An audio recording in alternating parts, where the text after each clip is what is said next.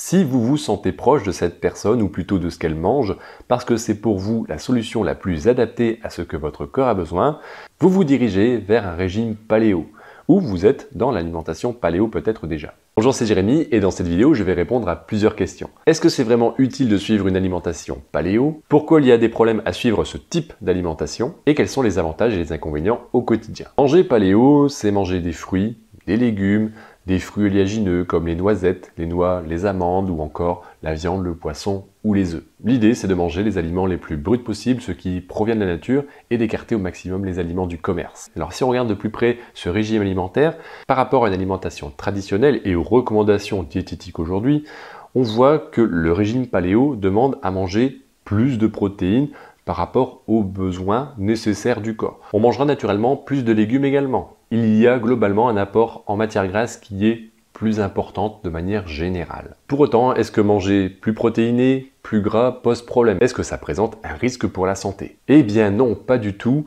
Pas d'inquiétude par rapport à ça. L'équilibre de l'alimentation paléo convient généralement très bien. Bien sûr, tout va dépendre encore une fois du type de protéines, de matières grasses, globalement d'aliments qui vont être consommés. La convention nutritionnelle de nos jours pousse à consommer des glucides en majorité, de limiter les lipides, toutes les formes de matières grasses, et de consommer une portion suffisante de protéines pour une personne qui ne pratique pas d'activité physique. C'est pour ça que les quantités de protéines consommées sont globalement plutôt faibles par rapport à ce que propose une alimentation paléo.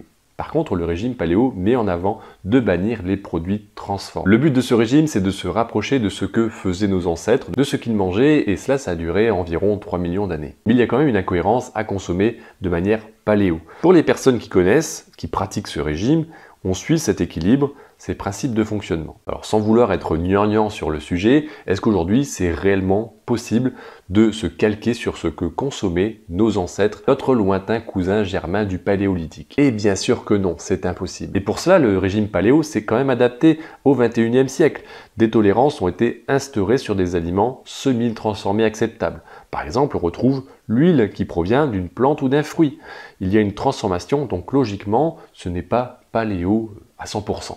Quand j'entends quelqu'un me dire « je suis un régime paléo », c'est bien le régime paléo du XXIe siècle. Parce qu'à part vivre en pleine nature, s'isoler de tout le monde, ce n'est pas possible de consommer uniquement des aliments provenant de la nature. Alors l'autre incohérence du régime paléo, c'est le régime en lui-même. Au paléo, certains vivaient dans des régions tropicales, d'autres dans des climats plutôt arides ou encore dans le froid polaire. À cette époque-là, il n'y avait pas un seul régime paléo, c'était bien par rapport à l'environnement où notre lointain cousin germain devait s'adapter. Dans les faits, à cette époque-là, le régime paléo, c'était une multitude de manières de s'alimenter. Et ce n'était pas, comme aujourd'hui, un système où il faut manger autant de pourcentage de protéines, de lipides et de glucides. D'ailleurs, au paléo, certains peuples mangeaient quasiment exclusivement de la viande parce que l'environnement le voulait comme ça. Quand il n'y a pas ou quasiment pas de végétaux, parce que l'environnement propose un climat durant toute l'année à moins 10 degrés, c'est compliqué de respecter cette portion de légumes que l'on vient consommer aujourd'hui. Pour autant, ces personnes arrivaient à vivre tout de même. Aujourd'hui, que l'on vive en France, aux États-Unis ou en Australie, on a tous un magasin qui nous permet de trouver grosso modo les mêmes produits. Bien sûr, ce ne sera pas les mêmes marques.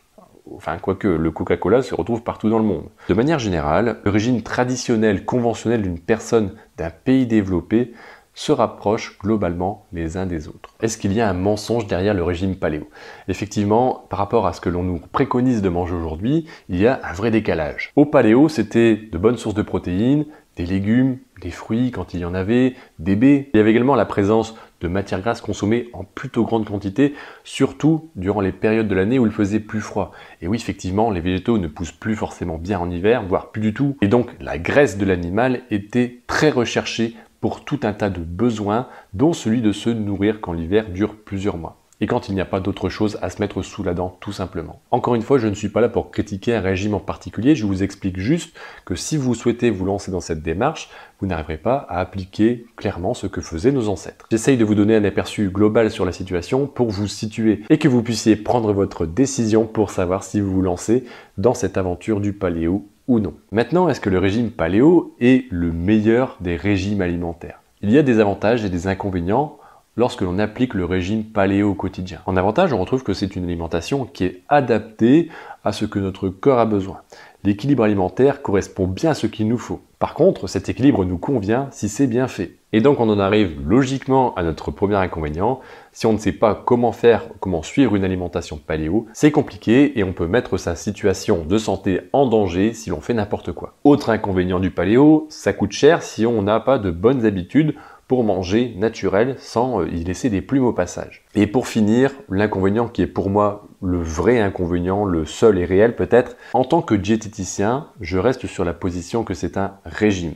C'est-à-dire que ça demande de supprimer des choses, parfois que l'on aimait ou que l'on aime manger, mais comme ce n'est pas paléo, et donc ce n'est pas bien, je simplifie mais c'est vraiment la situation, c'est vraiment l'idée, une personne qui n'est pas bien préparée pourra développer des troubles du comportement alimentaire. L'alimentation paléo nécessite de gros changements, il faut éviter de changer drastiquement vers ce type d'alimentation du jour au lendemain, il faut y aller pas à pas, et globalement il faut être prêt à vouloir se lancer dans l'aventure. Donc voilà mon avis le plus objectif possible sur ce régime alimentaire. En théorie, le paléo est vraiment adapté à ce que notre corps a besoin. En pratique, ça peut être compliqué à accepter, à suivre au quotidien, ça peut frustrer, on peut se sentir coupable de transgresser l'interdit ou de perdre tous les efforts réalisés parce que l'on craque à un moment donné. En gros, c'est un régime et les troubles courants que l'on retrouve par rapport à d'autres régimes alimentaires se retrouvent également pour le régime paléo. Et je comprends bien que ce n'est pas le but, parce que l'alimentation paléo est bonne en soi. Mais au XXIe siècle, j'ai de gros doutes pour dire qu'un régime soit le meilleur moyen de s'alimenter. Merci d'avoir regardé cette vidéo. Posez-moi vos questions en commentaire sur ce sujet. Si vous souhaitez d'autres sujets de vidéos